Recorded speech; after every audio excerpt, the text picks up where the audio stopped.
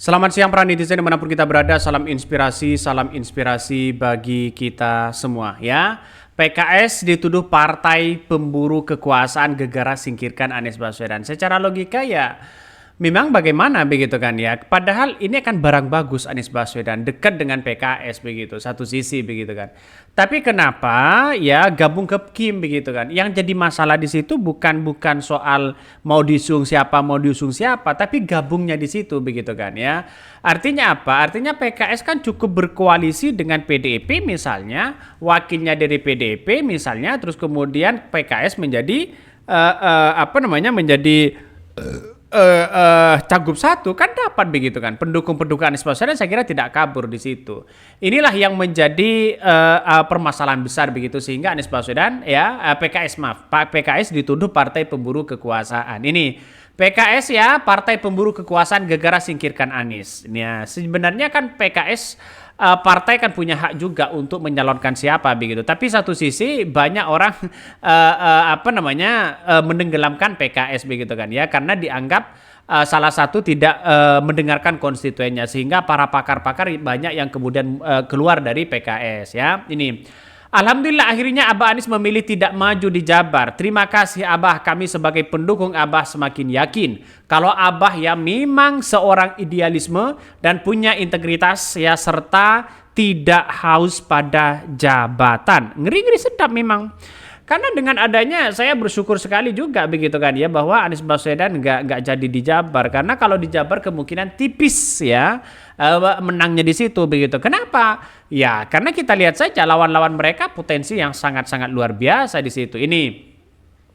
Saat ini PKS jelas sebagai pendukungnya sudah sangat kecewa, dalam arti partai ini tidak layak lagi tempat menyalurkan aspirasi mereka. Betul.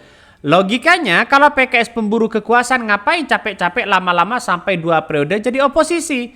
Padahal sudah sering ditawari untuk gabung. Kalau PKS pemburu kekuasaan ngapain 2017 ya mengalah dan serah terima kadernya kepada Anies Baswedan? Tanya Pak Anies Baswedan, ini komentar dari netizen. Bahkan ya salah satu tujuan mendirikan partai adalah supaya bisa berkuasa dengan cara ikut dalam pemilu. Yang aneh itu ada orang yang ingin berkuasa tapi cuma mengandalin dan mendompleng partai milik orang. Ini komentar-komentar netizen. Jadi partai itu kan ibarat perusahaan begitu kan ya, ibarat dagangan begitu kan ya. Karena ini pada kenyataannya yang kemudian profit yang ditampilkan begitu. Artinya kadang dalam komunikasi kita begitu, dalam politik maka dicap sebagai orang yang punya kepentingan ya, dan kepentingan itulah cari celah ya bagaimana untuk bisa berkuasa, karena yang namanya politik harus ada kekuasaan. Saya kira komentar-komentar netizen ada pro dan kontra. Bagi kami ya Anies Baswedan di situ adalah kalau mau diusung PKS ya silakan, mau tidak dukung silakan. Tidak ada ruginya bagi Anies Baswedan. Anies Baswedan benar-benar tidak rugi begitu kan. Karena itu muncul dari aspirasi rakyat. Makanya Anies Baswedan selalu tersenyum pada dunia politik. Anies Baswedan hanya ingin memperbaiki saja begitu kan ya. Makanya kalau cari pemimpin itu cari latar belakang yang bagus dari partai apapun. Mau di partai ini, tapi kalau yang bagus ya silahkan begitu kita dukung. Harus diapresiasi 2 periode konsisten ya sebagai oposisi, hanya saja terlalu lama di luar nggak baik untuk kesehatan. Semangat PKS ya dengan jalan sekarang tak apa mulai ditinggal by simpatisan. Bagi kader sulit jawab ya pertanyaannya, mulai ditinggal dewan-dewan pakar. Yang penting potensi dapat jatah menteri plus cashback. Ngeri-ngeri sedap ya pernyataan dari netizen di situ begitu. Memang adanya spekulasi begitu kan ya, para pendukung Anies Baswedan kabarnya banyak yang kabur begitu. Maaf, pendukung dari PKS banyak yang kabur kepada Anies Baswedan kabarnya. Tapi inilah kenyataan bahwa politik kita kan tidak selalu tidak selalu berbanding lurus begitu kan, sesuai dengan harapan dari para pemilih. Karena masyarakat ini sudah dipilah-pilah, pendukung Anies sejati ada pendukung PKS sejati ada yang di tengah-tengah, nggak ke Anies, nggak ke PKS. Yang penting ya mau berlabuh kemana mereka ikut begitu, ada begitu kan. Tapi bagi kami melihat dengan sebuah realitas ini begitu kan, ya wajar dalam dunia politik itu begitu kan. Tapi jangan terlalu norak lah kalau ini adalah kepentingan politik begitu kan. Makanya kalau seperti PKS kenapa tidak dari dulu saja gabung kepada Koalisi Indonesia Maju, kan enak dapat jatah menteri kan begitu. PKS dituduh partai pemburu kekuasaan, gegera singkirkan Anies Baswedan. Publik saat ini menganggap bahwa Partai Keadilan Sejahtera PKS bukan lagi partai kader, melainkan partai pemburu kekuasaan. Hal ini disampaikan Direktur Gerakan Perubahan Muslim Arbi merespon pernyataan dari PKS yang dianggap tidak sesuai realita politik, yakni menyarankan Anies Baswedan untuk mendirikan partai politik parpol agar dapat mengikuti kontestasi politik.